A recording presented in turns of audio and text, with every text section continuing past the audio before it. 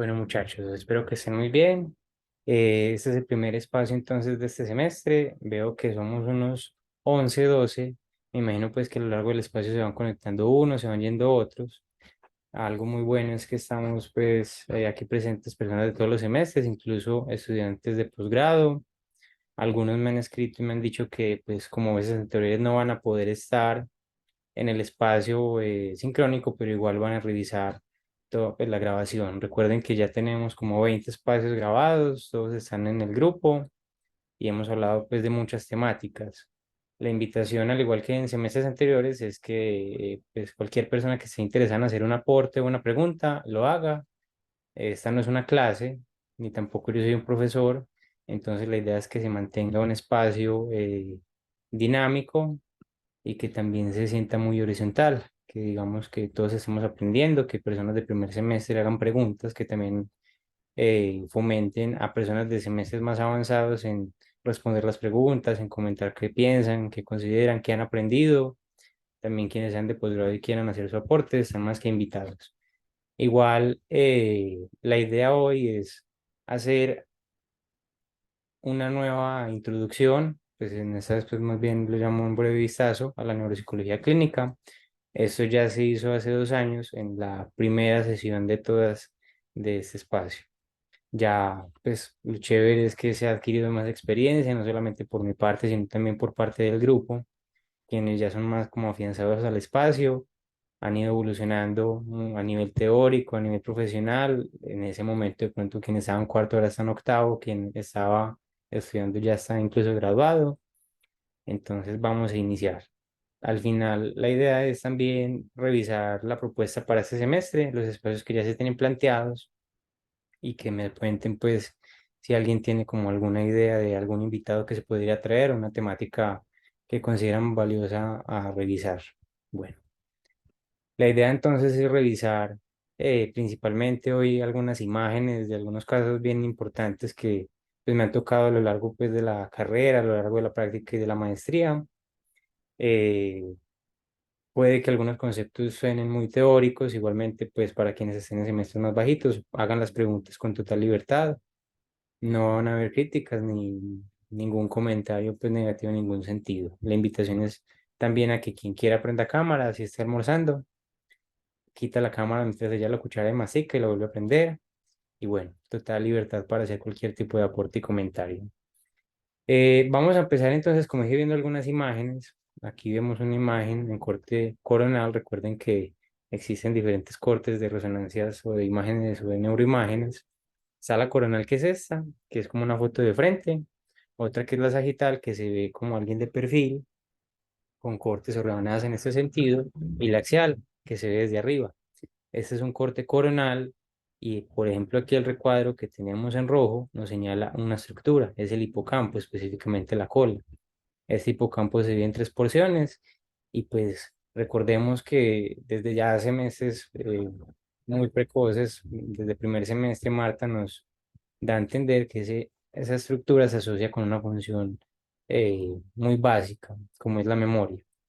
Recordemos también que estas imágenes siempre se leen al revés, es decir, esto que uno diría que es el hipocampo derecho, es el hipocampo izquierdo, porque es como si uno estuviera viendo a la persona de frente.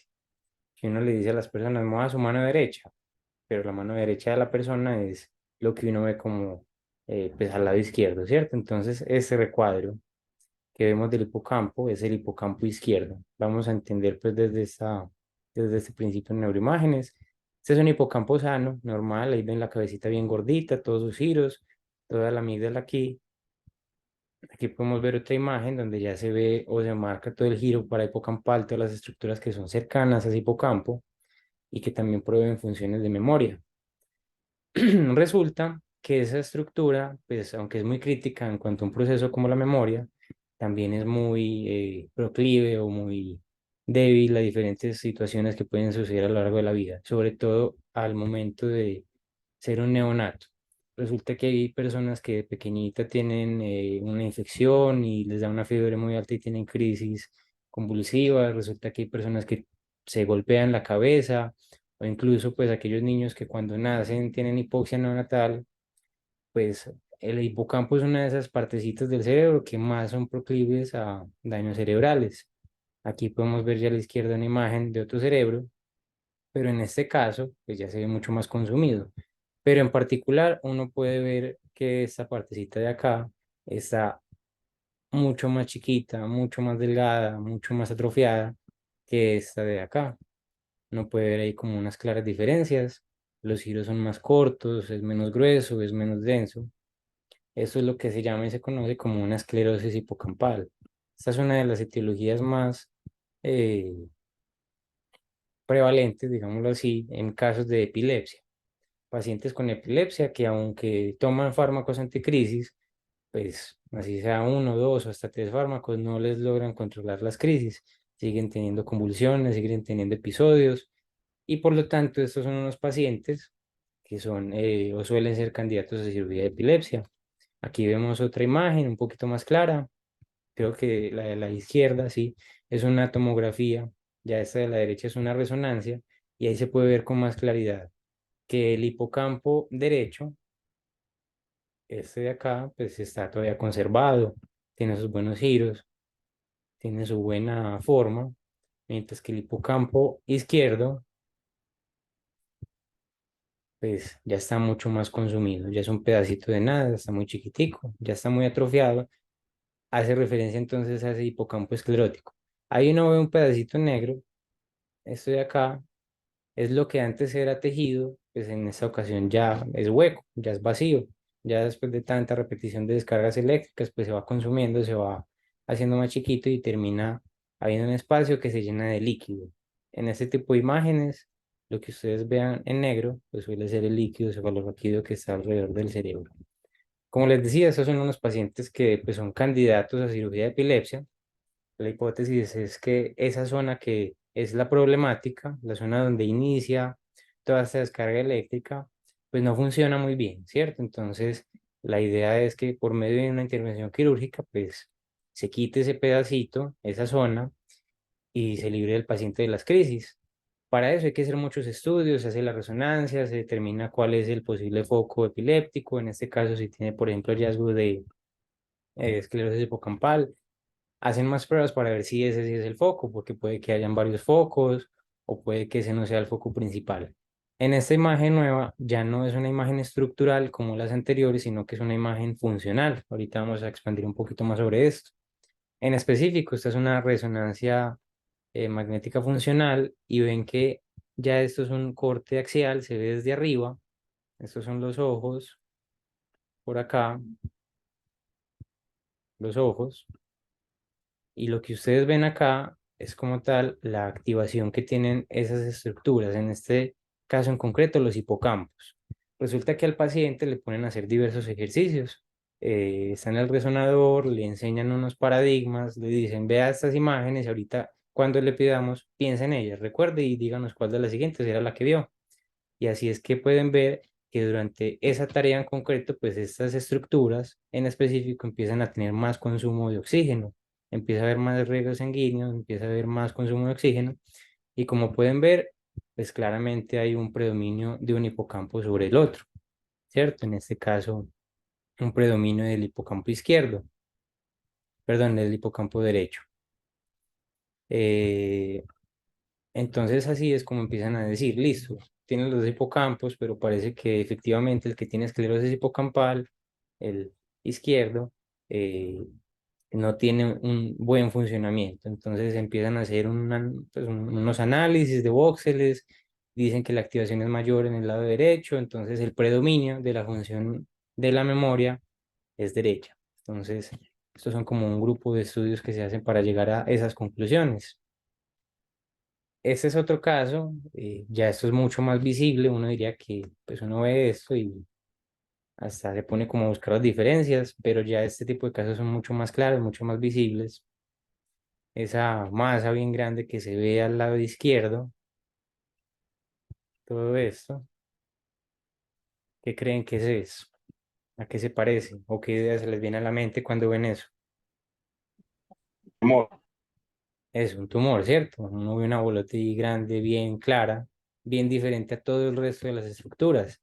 Aquí también este paciente como se busca, pues como cualquier tumor, o pues no cualquier, unos tumores en específico, pues es buscar una resección quirúrgica, le hacen otros estudios para ver ese tumor si está alrededor de zonas elocuentes, zonas de alta funcionalidad. Ya aquí no era la preocupación los procesos de memoria, porque el tumor está ubicado en áreas frontoinsulares, más como por esa parte de adelante, para los que están como en semestres más bajitos, y la preocupación era si de pronto quitando ese tumor se iba a perder función del lenguaje. En el caso anterior, la consideración y los estudios eran guiados a, bueno, si quitamos ese hipocampo, ¿cómo queda el paciente en términos de memoria? ¿Será que le da amnesia? ¿Será que tiene fallas de memoria? ¿O qué tan graves podrían ser? En este caso, lo que buscan es conocer ese tumor, qué tan cerca está de áreas elocuentes, áreas funcionales en términos de lenguaje. Aquí vemos que la activación es predominantemente izquierda, en zonas frontales. Ya lo que en semestres, pues más adelante les van diciendo que es el área de Broca y pueden ver la activación en paradigma de lenguaje de decisión semántica. Entonces al paciente le pueden pedir, por ejemplo, que diga todos los objetos que sean de X categoría o que hable o cualquier otro ejercicio, pues como de lenguaje expresivo. Y así pueden determinar qué tan cerca está ese tumor de esas áreas funcionales en términos expresivos. Aquí vemos otra imagen que ya es muy bonita, a mí me gusta mucho, que ya permite ver algo muy colorido, algo muy bonito. Esas son las tractografías. Recuerden que la corteza, las neuronas se conectan unas con otras por la sustancia blanca, todos los axones, las dendritas, y que al fin y al cabo eso es como lo importante del cerebro, las conexiones más que los cuerpos. Aquí podemos ver todas esas conexiones, son lo que se llaman tractos. Entonces, por ejemplo, pues más o menos para así hablar rápidamente, la idea era ver ese tumor si está afectando diferentes tractos. Los tractos azules que se enmarcan con este color azul son tractos que van desde áreas corticales hacia estructuras subcorticales. Vean muy bien que son tractos que empiezan desde arriba y van hacia abajo, o también al revés. Por otro lado, hay tractos interhemisféricos como este, que conectan un hemisferio con el otro. Por ejemplo, esta estructura bien rojita, prácticamente las únicas que hay es el cuerpo calloso. Esa estructura de sustancia blanca, pues más crítica en términos de conectividad. Mientras que aquí ya en este corte sagital, que recuerden que son los que se ven de lado como de perfil, estos tractos verdes nos hablan son de las conexiones intrahemisféricas que hay entre lóbulo y lóbulo, porque entonces pues el lóbulo, por ejemplo, parietal se conecta con el frontal y se pueden ver pues, las diferentes conexiones. Bueno, entonces se busca también hacer este tipo de estudios para determinar esos pacientes, qué tan afectados está ese tumor, les está afectando algunos tractos. En este caso, pues vean que esos tumores tan grandes comprimen algunas estructuras, ejercen pues esa, pues como esa presión de masa y va perdiendo paulatinamente funcionalidad. Y en algunos casos, pues llegan a ver también pues, epilepsia o a desarrollar epilepsia estos pacientes con tumores. Ya ese es otro caso que uno lo ve y es muy llamativo, pues porque uno ve, listo, ese paciente ahí con esos clavos, ¿qué es eso tan raro? Resulta que hay pacientes que tienen epilepsia y les hacen la resonancia estructural y no tienen un hallazgo tan claro como por ejemplo el de ahorita, que era una esclerosis hipocampal. Son pacientes que se llevan a juntas médicas, los discute un neurofisiólogo, un neurólogo epileptólogo, un neuropsicólogo y no logran determinar cuál es el puntico en específico que está generando esas crisis, como la zona de inicio. En esos casos, pues lo que hacen es que invaden al paciente, así es como le dicen. Llegan y dicen, bueno, vámonos para fase 2. Fase 2 ya es que van a hacerle una corta cirugía al paciente en el que le meten unos electrodos. Son unos dispositivos que se insertan en el cerebro a una distancia pues específica. Entonces, si quieren llegar al hipocampo, se tiene que, pues obviamente penetrar el cráneo y pues, insertarse por una área específica hasta que esos electrodos se ubiquen en esa estructura que se busca medir. Aquí en específico, vean por ejemplo que es un paciente que le insertaron 3 electrodos en cuerpo, cabeza y cola del hipocampo. Aquí ya pueden ver más cómo se ve en persona, pero no en una imagen como tal, no una neuroimagen, sino una foto. Ahí se ve el paciente pues con los diferentes electrodos ingresados. ¿Cuál es la idea? Que ese paciente que está invadido, que está así conectado, se le haga un video monitoreo y se le provoquen las crisis epilépticas, porque cada uno de esos electrodos va a dar cuenta de cuál es la zona en específico que inicia las descargas. Y así se dan cuenta a ciencia cierta cuál es la partecita que tendrían que eliminar. Bueno, todo eso anterior, pues realmente no es que uno diga que lo manda a hacer el neuropsicólogo, o lo pide el neuropsicólogo, o lo interpreta el neuropsicólogo, pero son herramientas que tiene que tener uno como en su mente, porque le van a llegar pacientes que sean candidatos a cirugía de epilepsia, pacientes que necesiten rehabilitación por pues post intervención quirúrgica, pacientes que necesiten revisión por un tumor. Entonces, le van a llegar con diversos estudios y uno tiene que entender todo eso. Y pues también como para empezar el espacio chévere, viendo esas imágenes, me parece que son muy llamativas, viendo la resonancia estructural, la funcional, la tractografía, cosas pues que son como poco visibles o poco revisadas. Entonces, como les dije, la idea es pues tener un vistazo así rapidito de qué es la neuropsicología clínica, los campos de acción, a qué se refiere eso, ¿cierto? Para los que están en semestres bajitos, que le vayan dando un mayor fundamento a esas clases que ven, que ya se llama pues introducción a la neurociencia, los que todavía están en el pensum anterior, las materias de bases biológicas. Pero bueno, empecemos entonces con el tema. ¿Qué es la neuropsicología? Eso es como una de esas preguntas que uno le hacen, que le hace a la familia y lo corcha a uno. Uno se queda como blanco, pero pues realmente muchos autores la definen de una forma muy sencilla y es básicamente la ciencia que se encarga de estudiar el cerebro y cómo ese cerebro provee funciones cognitivas como el lenguaje, la memoria, la atención y también todos esos procesos comportamentales y emocionales. Y cómo ese estudio en términos de pues, teorías, paradigmas y propuestas, permite atender pacientes y conocer cómo eso se ve afectado en casos de daño cerebral, disfunción cerebral, en casos de trastornos del neurodesarrollo, eh, demencias y demás. Nace entonces de la unión entre la psicología y las ciencias comportamentales y de la neurología y las ciencias biológicas y empieza a hacer aportes a lo que se conoce como neurociencia.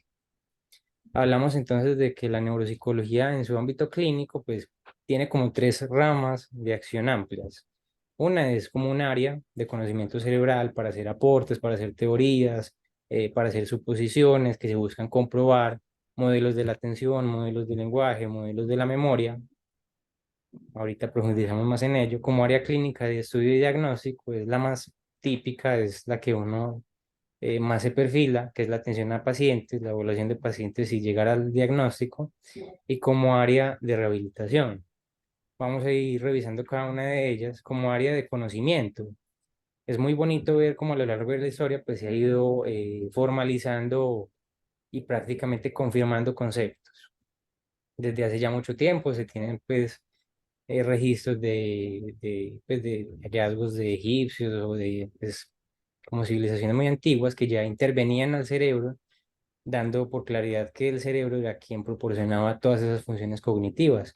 Se veían pacientes que se les hacían trepanaciones, que se les hacían intervenciones quirúrgicas porque pues, tenían epilepsia o muchas cosas más. Alejandro tiene una pregunta, que vi que levantó la mano. ¿Se me escucha?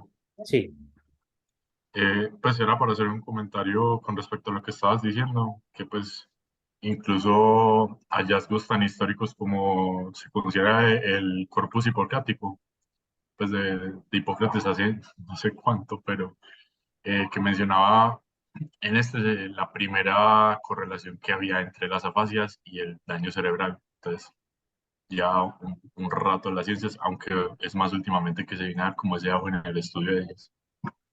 eso sí, tal cual, pues ya desde hace mucho tiempo, como tú lo dices, muchos filósofos, porque antes pues eran filósofos, que eran médicos, que eran de todo, astrónomos, odontólogos, pues eran de todo en ese entonces, teorizaban por muchas cosas, ¿cierto? Se interesaban mucho en los pacientes y como tú dices, ya empezaban a relacionar el cerebro con diversas funciones. Yo aquí les pongo unos periodos un poquito muy adelantados, como tú dices, esto es una ciencia muy nueva. Antes incluso de esta primera fecha que yo les planteo, del 45, ya empezaron a surgir conceptos. Freud propuso las agnosias cuando veía a estos pacientes con fallas perceptuales. Broca tuvo este primer paciente, el de Tantán, un paciente que nada más se expresaba con tan, ¿cierto? Y eso es un paciente real, pues no se lo cuentan en clase, no se lo imagina y empieza a ver registros y es tal cual. Y se le empiezan a hacer los estudios, se dan cuenta de cuáles son las alteraciones que tienen y después de que se mueren es que revisan los cerebros. Empieza, por ejemplo, Broca a decir, listo, este paciente tenía una alteración expresiva impresionante. Entonces se da cuenta que el cerebro, la lesión que tenía era frontal.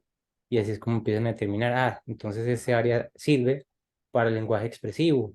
Luego Wernicke, una serie de estudios de pacientes con alteraciones comprensivas y post-mortem llegan a darse cuenta de que son más bien áreas no frontales, sino más bien temporoccipitales.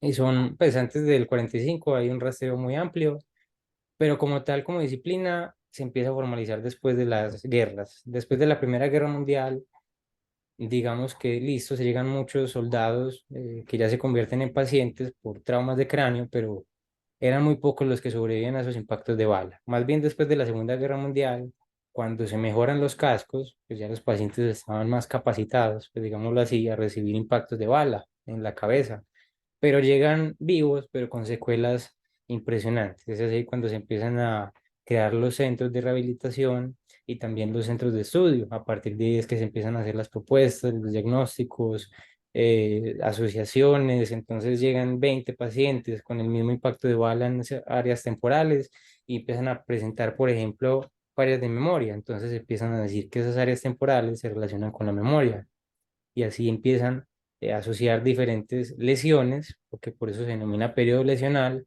con funciones cognitivas. Después del 75, la ciencia avanza mucho, empiezan a aparecer nuevas herramientas diagnósticas, ya no solo en términos estructurales, ya no rayos X, ya no solamente la tomografía, sino también algo que permita ver a pacientes sanos cómo ese cerebro sano funciona bajo diferentes paradigmas, como les decía ahorita. Ahí se destaca, por ejemplo, la resonancia funcional, se le pide al paciente que haga X cosa, y si es, por ejemplo, un ejercicio lingüístico, se espera que se activen áreas lingüísticas, zonas frontales, si es expresivo, zonas temporopareto occipitales, si es comprensivo, aparece también el PET para medir pues, todo el consumo de glucosa, el consumo de oxígeno, el SPECT para ver la perfusión sanguínea, se empiezan a utilizar en diferentes estudios y empiezan a nacer las baterías cognitivas, las baterías neuropsicológicas. Desde hace mucho tiempo ya se conocen pues esas asociaciones y ya iban más o menos perfilando que bueno, áreas frontales sirven para la función ejecutiva, entonces ese tipo de ejercicio se puede medir con estas actividades, el test de Wisconsin. Que si quiero evaluar entonces las prácticas visoconstructivas, lo pongo a replicar esta figura, la figura de Rey, y se ha ido construyendo pues toda una ciencia y una disciplina y ya en la actualidad pues la neuropsicología e incluso también la psicología cognitiva se engloba dentro de las neurociencias. Ese es como tal el primer aporte, pues a día de hoy todavía se continúan haciendo propuestas de modelos de la atención, de la memoria, del lenguaje. Ya uno diría que todo eso está muy consolidado, pero siguen habiendo personas que teorizan sobre diferentes modelos, buscan debatir los anteriores, diagnósticos que se consideraban o se comprendían de una manera, se van modificando con el tiempo. Lo vamos a ver ahorita, por ejemplo, con el TDAH. Entonces, primer área o campo de acción de la neuropsicología, todo este tema de fundamento en términos de conocimiento, proponer teorías, proponer paradigmas, proponer modelos para comprender todos estos procesos. A lo largo de la carrera, pues uno va viendo imágenes, en los artículos le van demostrando diferentes imágenes de las estructuras, pero es muy chévere ya cuando uno más adelante empieza a verlo en forma, ya no son dibujitos que Marta uno le pone a colorear, sino ya más en forma pues las estructuras, pacientes reales con diferentes patologías, diferentes necesidades. También ya son pocos pues los cerebros que se conservan o se buscan como utilizar para el estudio, por lo menos pues en uno pues como tan chiquito en pregrado, en posgrado, en estudios así, pero pues uno empieza a buscar imágenes y encuentra cerebros conservados y empieza uno como a identificar todas las estructuras que ya había visto, pues ya en cerebros reales. La segunda área, diría yo como que la más llamativa, es la que más tienta a los que les gusta este área como para ejercer, es el área clínica, todo el área relacionada con el estudio y diagnóstico de los pacientes. Estos diagnósticos podríamos dividirlos como en dos grupos diferentes, o más bien estas poblaciones. Uno, el grupo de pacientes que su dificultad se relaciona con el desarrollo. Allá englobamos los trastornos del neurodesarrollo y también todo lo relacionado con el envejecimiento normal y patológico. El otro grupo sería todos los pacientes con daño cerebral adquirido por diversas etiologías que puedan ser. Esta es una ilustración muy bonita, muy chévere que salió el año pasado pues, de un, de un diseñador americano. Dice que es el Atlas de los trastornos cognitivos y es muy bonito. No sé si se lo puedo acercar.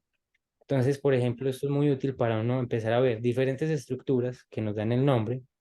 Por ejemplo, el área visual, aquí el área temporoparieto occipital y diversos cuadros que se asocian con la alteración de esta estructura. Busquemos, por ejemplo, el caso de ahorita, el hipocampo y la amígdala, que se desarrolla o su alteración pues, se relaciona con amnesias retrógradas, amnesias anterógradas, amnesias semánticas, episódicas.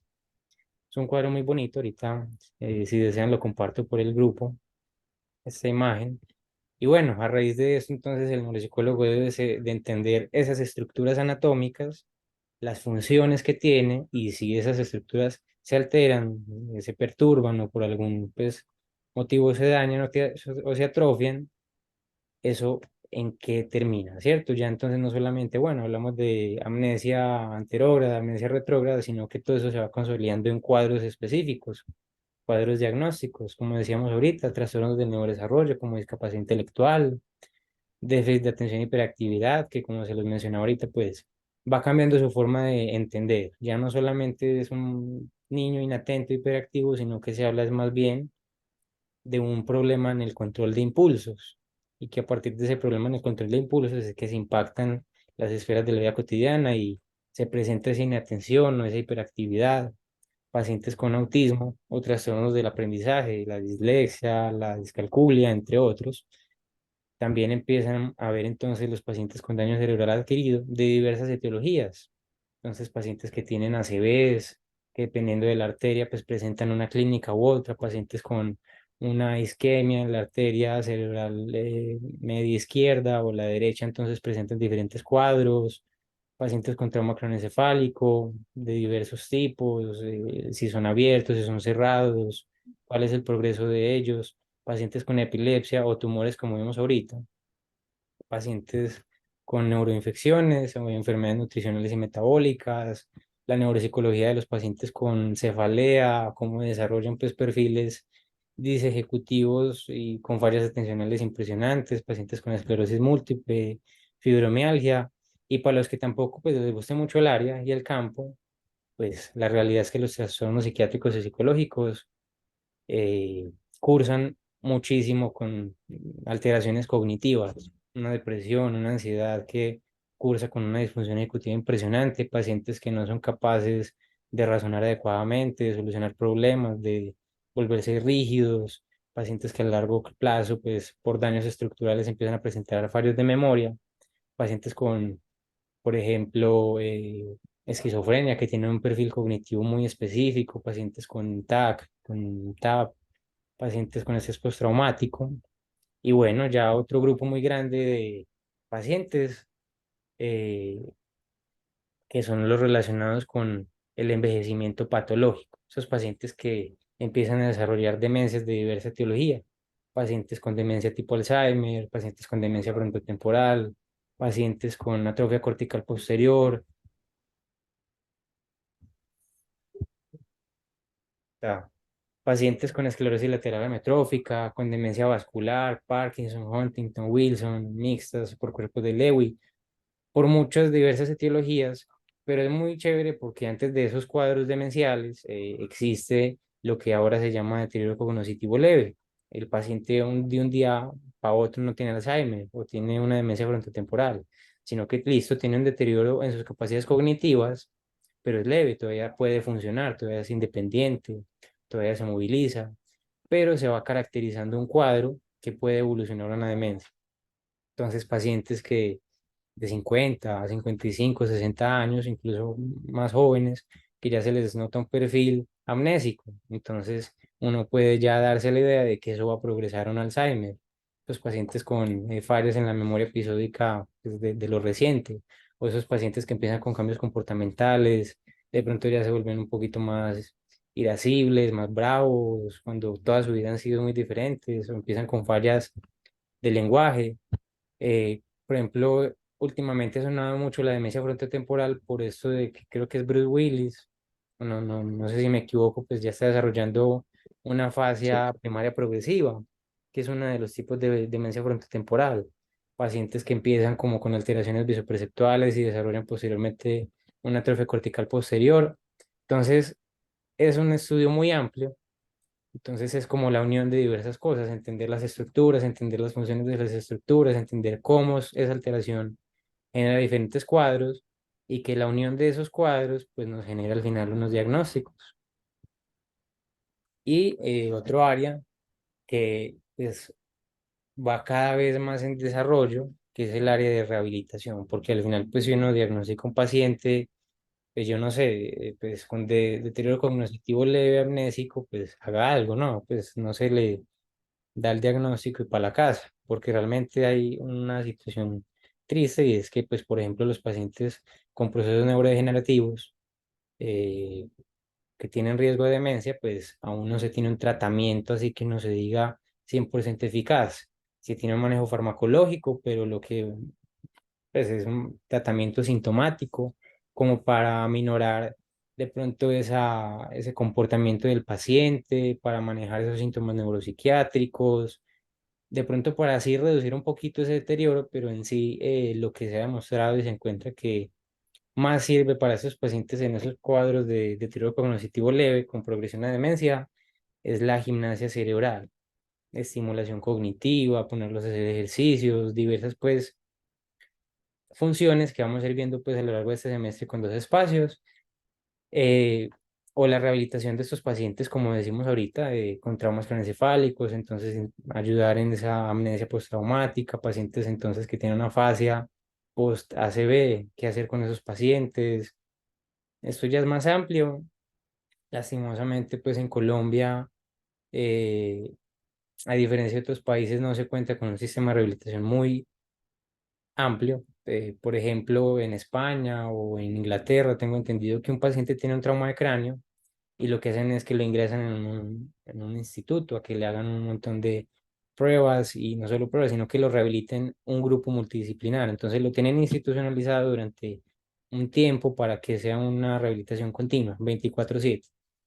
Aquí en Colombia, pues lastimosamente, va el paciente que tuvo una CB media horita cita a la semana. Entonces, es todo un reto pues para nosotros en este contexto lograr que eso sea como realmente impactante para la funcionalidad del paciente. Hablar no solamente de rehabilitación de las funciones cognitivas, del lenguaje, la memoria, la atención a la función ejecutiva, sino también de temas más novedosos, de temas como la intervención en familias, cómo la familia lleva a ese paciente que tiene pues, esa alteración. También todo el tema de orientación pues, o apoyo como vocacional o profesional, porque entonces una persona que tuvo un trauma de cráneo pues ya es un poco más lenta, más irascible, dependiendo de la gravedad, queda con cierto grado de fallas de memoria de otro tipo, entonces cómo se debe de ir integrando de a poco otra vez como en el ambiente laboral para volver como a funcionar en sociedad y diversos pues tipos de rehabilitación que se han estado manejando. Por ejemplo, en el CES, en la maestría en este momento, el trabajo de grado debe de ser un programa de rehabilitación, pues justamente enfocado en eso, a darle mayor importancia a toda este área de intervenir a los pacientes que ya tienen un diagnóstico, ¿no? Porque el diagnóstico pues al final no les cambia mucho, no les cambia como tal o no los mejora, lo que importa es hacer algo con ese diagnóstico. Eh, Hay algo que fue muy criticado, no sé si todavía, pues ya me lo dirán los que están como en octavo, noveno, décimo semestre o incluso en séptimo, y es que cuando yo estuve en el pregrado se criticaba mucho la forma en la que enseñaba en pues en el CES a la neuropsicología. En ese entonces, neuropsicología era igual a pruebas. No sé si ya eso ha cambiado un poquito o sigue un poco igual. A ver si alguien me cuenta que estén semestres más adelante. Pues para el diagnóstico, sí, principalmente lo que utilizas son las pruebas. Eso, pero por ejemplo, yo me daba cuenta que muchos de mis compañeros le generaban un repudio a la neuropsicología porque daban por hecho que la neuropsicología es el uso de pruebas, como si fuera un técnico pues que aplica el Wisconsin, las pruebas de Wechsler, el WISE o el WISC, y hasta ahí llega, pero realmente viene que es una profundidad mucho más amplia con todo lo que hemos visto. Las pruebas no son sino una herramienta que utilizamos nosotros para llegar a un diagnóstico objetivo. Listo, entonces llega el paciente que después de ese trauma de cráneo dice que tiene problemas de memoria, hay que objetivar ese problema de memoria. ¿Existe o no existe? ¿Es de qué tipo? ¿Es verbal o es no verbal? El proceso está en la codificación, en el registro, está en la vocación, está en el almacenamiento, Para eso son las pruebas neuropsicológicas, pero realmente lo importante y el grueso es ver al paciente, entender al paciente, ver qué tiene, qué se puede hacer. Las pruebas pues son un pedacito, es como lo más fácil, pero llega uno a las clases y es asustado por tener que hacer la práctica, que no lo regañen por aplicar mal una prueba, que se le olvidó la ley de retorno. Pero bueno, cierto, obviamente son importantes, pero no es el grueso en el campo realmente. Hay diversas pruebas, unas muy famosas como la figura de Rey para evaluar las prácticas constructivas y después la memoria visual, el test de Wisconsin para evaluar la flexibilidad cognitiva, esa rigidez en algunos pacientes. Esa prueba es muy bonita porque hay unos pacientes que se ponen bravísimos con uno cuando se la aplica y piensan que es que uno la está haciendo mal porque es un poquito difícil y desafiante. O bueno, otras pruebas que ya sí lo ponen a ver a uno. El WISC para la evaluación de inteligencia en niños, pues en menores, el WISE para adultos, diversas herramientas, pero bueno, al final el objetivo pues de este espacio eh, como ya se los mencionaba hace 2 años, es darle más profundidad a eso que se logra ver tanto en el pregrado como en el posgrado. Entender que al final, pues, uno estudia psicología para ver a los pacientes, para ver ese malestar que tienen, cuál es la situación, el contexto, de qué forma uno puede aportar en ellos. Y pues que también estudia neuropsicología no para aplicar pruebas, sino para ver a los pacientes, comprender qué tienen y ver cómo ese cuadro cognitivo desencadena un montón de dificultades, no solo a nivel emocional, afectivo y comportamental, sino en familia, en sociedad, en términos de trabajo, de capacidades que ya no puede hacer, cómo eso impacta a toda la familia. Entonces, cuando hablamos de neuropsicología clínica, podríamos hablar de un enfoque centrado en los pacientes, en lo que padecen, en lo que sufren, en el contexto en el que viven y cómo esa calidad de vida se ve afectada y cómo nosotros pues podemos aportar un poco pues a ese cuadro que presentan. Esos pacientes con afectación neurológica que al final pues podemos entenderlo incluso como si estuvieran en un proceso de duelo. Es como si cualquiera de ustedes que está estudiando la carrera está muy contento, se imagina en 3 años graduado, haciendo maestría o trabajando o atendiendo pacientes, y de un día para otro por un daño cerebral de cualquier tipo, no sé, puede que tenga un choque en el carro muy grave y tenga un trauma craneoencefálico importante, por alguna causa le dio una ACV, aunque pues a edades tan jóvenes pues no es lo común, desarrolle una infección, tenga una enfermedad metabólica, por X cosa, y de un día para otro le cambie toda la situación, le cambie las capacidades y tenga que enfrentarse pues como a un duelo de quién era yo antes y quién voy a ser de aquí en adelante, ¿no? Es como también otra forma de pensar todo esto. Y bueno, la invitación es entonces a que a lo largo del semestre se animen mucho a participar en los espacios, a hacer incluso sugerencias de temáticas a revisar. Aquí les presento cuál es la propuesta para este semestre. La idea es continuar con los espacios quincenales a la misma hora. Como ya han visto, pues uno que otro espacio va a tener que cambiar en horario, pero más por tema de invitados. La idea es entonces continuar por un lado con espacios de este tipo, trayendo temas concretos, que ya sea yo o alguna otra persona que se interese lo pueda exponer y presentar, también traer invitados que estén en el pregrado o en el posgrado en sus prácticas, que nos cuenten pues cómo es esa experiencia de estar en X institución. Este semestre pues ya tenemos confirmado que podemos ver cómo es esa práctica en CES de Sabaneta para que se vayan dando una idea. También vamos a ver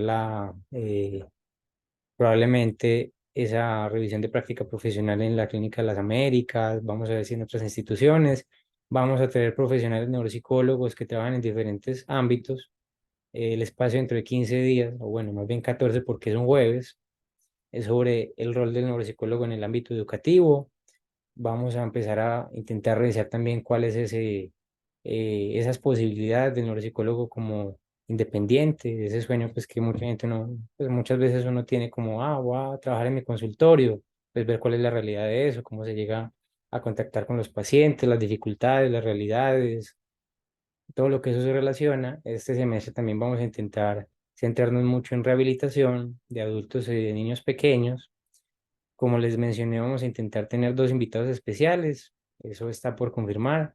De pronto es un paciente que superó de un tumor y de pronto también otro paciente con discapacidad intelectual ya mayor, que por esa condición que tiene, pues la familia lo encerraba y no se pudo desarrollar y ya a sus 55 años fue que aprendió a leer y a escribir y muchas cosas más. Y así como el semestre pasado, pues la idea es cerrar con una revisión de casos clínicos para llevar todo esto tan teórico como más a el entendimiento práctico. Bueno, realmente el espacio de hoy era más bien cortico. No sé si alguien tiene alguna duda, algún comentario, algún aporte para ir cerrando hoy.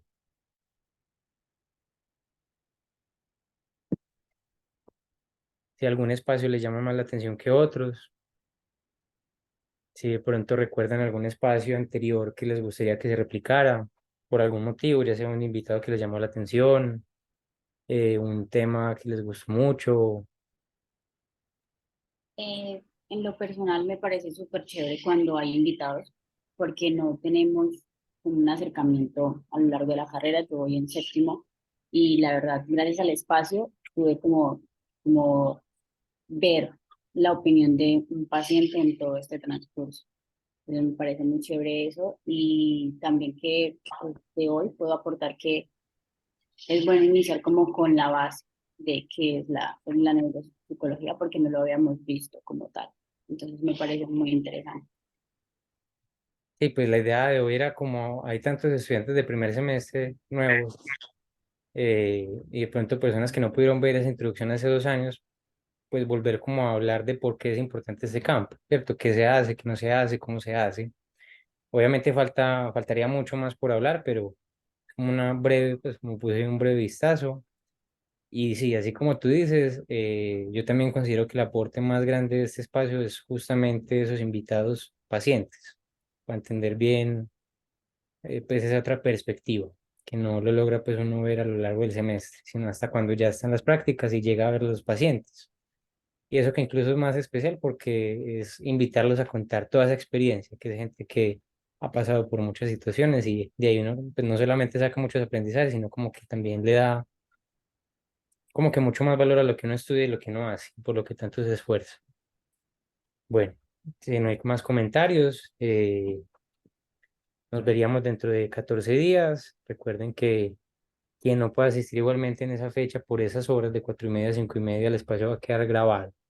Vayan pensando en posibles invitados a futuro, personas que les interese ver acá, temas que se puedan volver a revisar y van contando igualmente ya sea por el grupo o por interno. Y bueno, muchas gracias por estar en el espacio de hoy.